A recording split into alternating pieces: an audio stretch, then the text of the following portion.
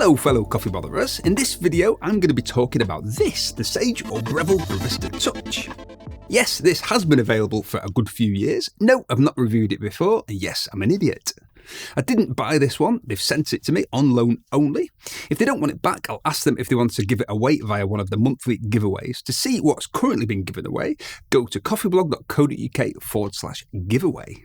Let's talk about specs. Dimensions in centimetres, 32 wide, 34 deep and just under 40 centimetres tall. In inches, 12.6 wide, 13.4 deep and just under 16 inches tall to the top of the hopper. Thermojet heater, the same found in the Bambino Plus and the Barista Pro. 3-second heat up time for the heater only, more on that shortly. Integrated conical burr grinder with 30 grind settings. The Barista European burrs found in the Barista Pro, in case you were wondering. 3.5 inch full colour touchscreen.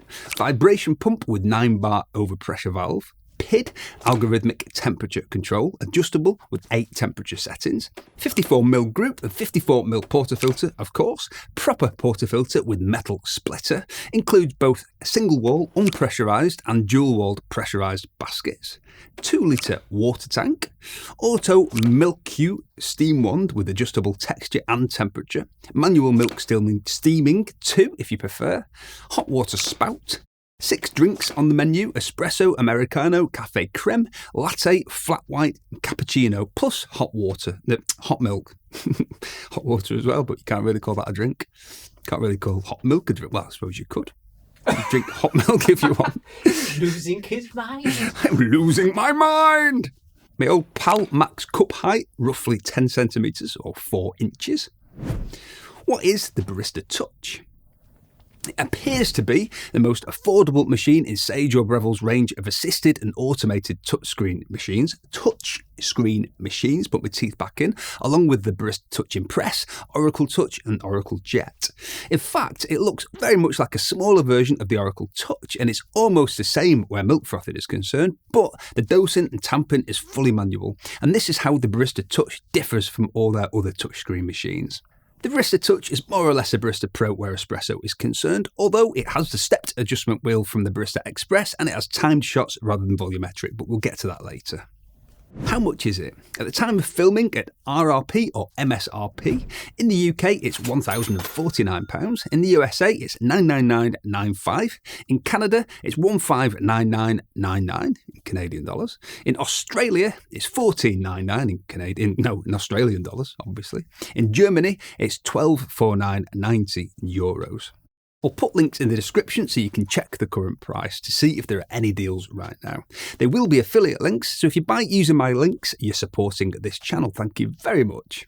Speaking of supporting the channel, if you're kind of putting up with my content, if you can understand what the heck I'm going on about, because these guys haven't got a clue half the time, they just sit there shaking their heads. Ollie's actually shaking his head. Then you might want to make sure that this channel is still around the next time you want mildly entertaining coffee machine advice. If so, a very simple and completely free way to do that is to look for the subscribe button down here somewhere and just give it a click to make it say subscribed. Thanks. If you want to go even further, you can become an official coffee botherer and get secret powers. Well, custom emojis, so similar. Plus, early access to videos, members-only content, members' shoutouts, and more. Just click join to become one of us. And if you do that, stick around until the end, you might be famous. Test results. Ready time is 3 seconds. I don't know why I bothered testing that, although that's just the heater.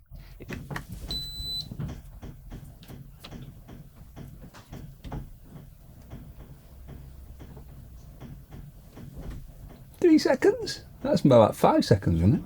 If you make a shot literally as soon as it heats up without doing a heat up flush, you'll probably find the shot won't be great. For best results, I'd recommend a turbo flush, which means putting the dual wall basket in the portafilter so you're flushing at full brew temperature. The dual wall basket creates pressure, which slows down the flow close to what it would be when pulling a shot. If you do that with your cup on the drip tray, you'll save drip tray space and warm up your cup at the same time. 2 stones with 1 bird. Hello there. Espresso temperature is usually around the high 70s to low 80s in Celsius, or 170 to 180 Fahrenheit, which is about what I'd expect. Hot water temperature is usually about 91 to 92 degrees Celsius, 196 to 198 degrees Fahrenheit, and it takes just under a minute to dispense 200 ml of hot water.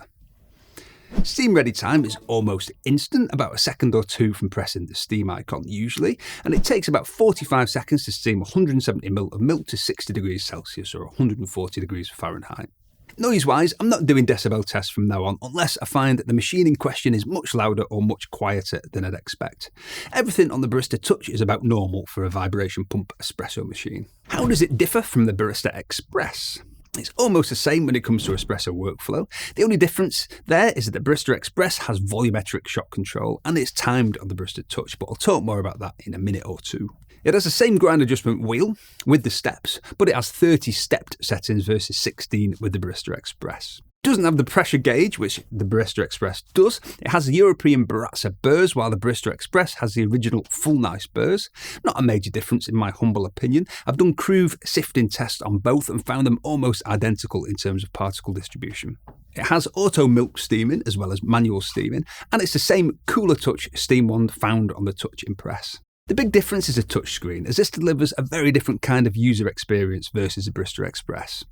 It's more interactive, simpler, and it's a kind of experience most normal coffee drinkers would appreciate. People who might want better tasting espresso-based drinks, but also don't want to be messing around learning stuff. There is some learning, even with fully automatic bean-to-cup machines, but it's not much.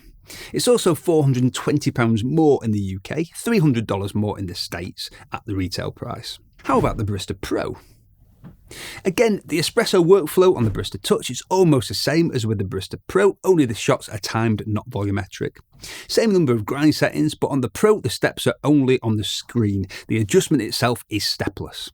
It has the same number of grind settings, but it has the same adjustment wheel as the Barista Express, with the stepped adjustments. This doesn't mean the Touch, not the Pro, with audible clicks when adjusting.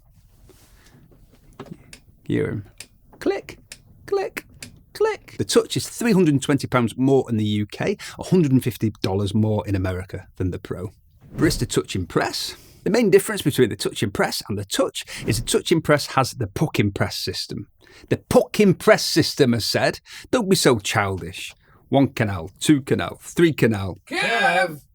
So the dosing and tamping is much easier on the Touch Impress. It's not quite automated, but it is assisted. There's no assistance with the espresso workflow on the Touch Impress. There are various other differences. You can queue the milk to start after the shot has finished or vice versa with the Touch Impress. The milk queue system on the Touch Impress also has presets for different milk types, dairy, almond, oat and soy. The Touch is £150 less than the Touch Impress in the UK, $500 less in America. How about the Oracle Touch? The Barista Touch may look like the Oracle Touch's Mini-Me, but it's quite a bit different. The Oracle Touch is a lot more expensive, but it's a dual boiler. It has a heated group and it's a far more premium machine. Also, the whole drink making process is automated with the Oracle Touch. It does everything for you, including the dosing and tamping. With the Barista Touch, the espresso workflow is manual. Oracle Jet? Flipping X, Sage or Breville, why'd you make so many machines?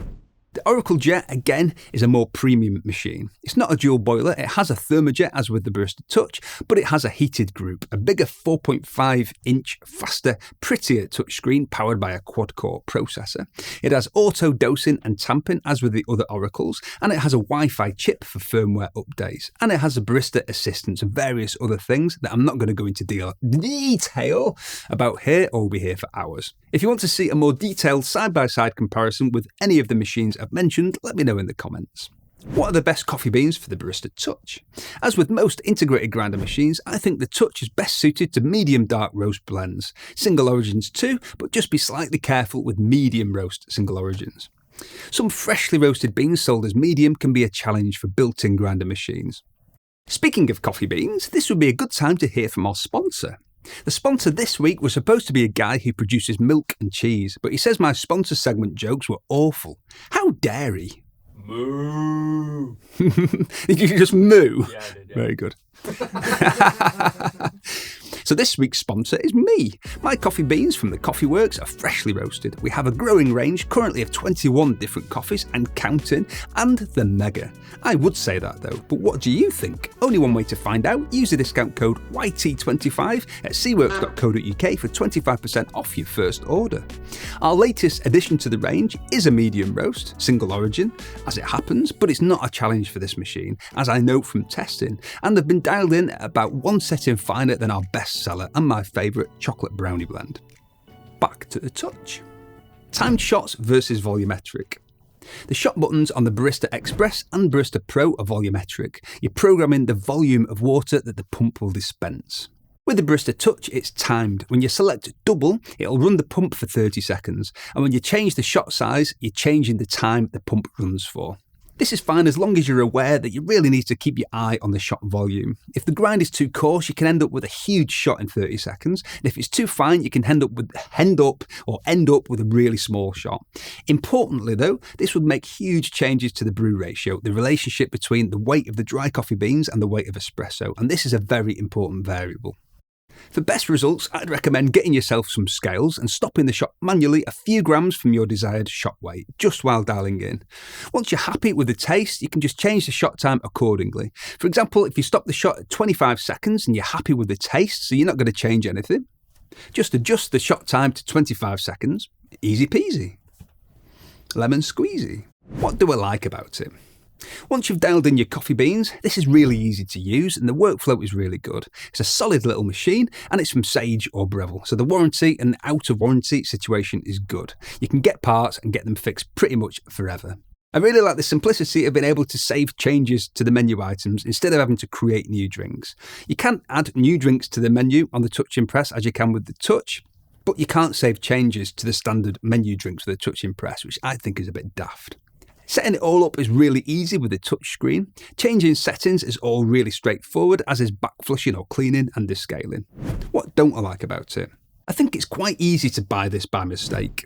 And I don't mean like, oops, how did that happen? I appear to have slipped and accidentally spent $1,000 on an espresso machine. Good luck with that excuse, by the way, and if you get away with it, good on you. I mean, when you look at it on the Sage or Breville website and it's next to the Oracle Touch and it looks almost identical, you might get the impression that it's a more affordable, less fancy version with a few less features. On the milk side of things, this would be accurate, but on the espresso side of things, it wouldn't. The Oracle Touch has automated dosing and tamping. The Touch Impress has the puck and press system and the dose sensor and the barista assistants. The Barista Touch provides a similar interactive experience to the Touch Impress and the Oracle Touch, but it's no easier to use on the espresso side of things than the Barista Express or the Barista Pro. It's a bit cramped in terms of how close to the portafilter the milk jug has to be on the temp sensor, but there's no need to have your milk jug in place while you're pulling shots, as you can't queue one to start after the other as you can with the Touch Impress. Also, is it a bit pricey? At RRP? Maybe.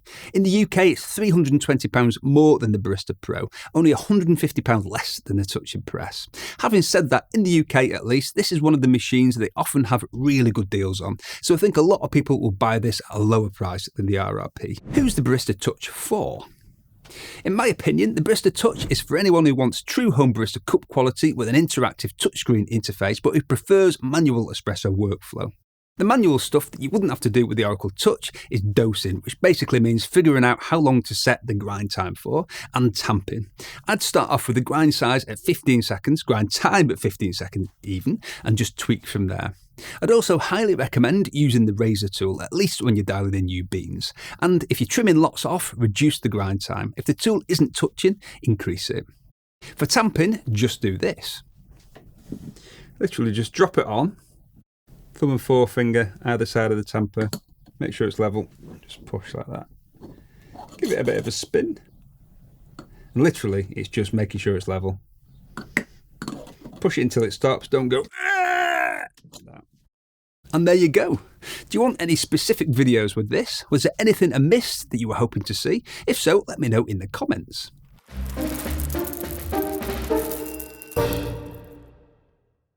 This is going to go on my face. Use a spoon if you want. It's dripping. I'm spilling it. It's pretty it's to the rim, this. I don't really know what I'm getting here. milky coffee, vanilla, coconutty, chocolatey, creamy. That's what it's called. I don't think we like this because it's got, is it marzipan in it? And I really don't like marzipan. I thought it was coconut. What's that famous coffee dessert called? Tiramisu. Bless you. Tiramisu iced latte. For me, there's just like Faff. too much stuff going on. Yeah. Like, it's hard to drink. Bless you. 2 beans. Meh. I'll agree. It's effort. 2. Yeah, 2. What a faff. Nah, don't bother. No. Thank you very much for watching, and a very special thank you to all of the new channel members. If you want to join in the fun, click the join button, which is down here somewhere, just below my right slider. If you enjoyed the video, don't forget to support this channel by clicking the subscribe button to make it change to say subscribed. Also, liking and commenting help too. Another way to subscribe is to click on my face. Tatty bye.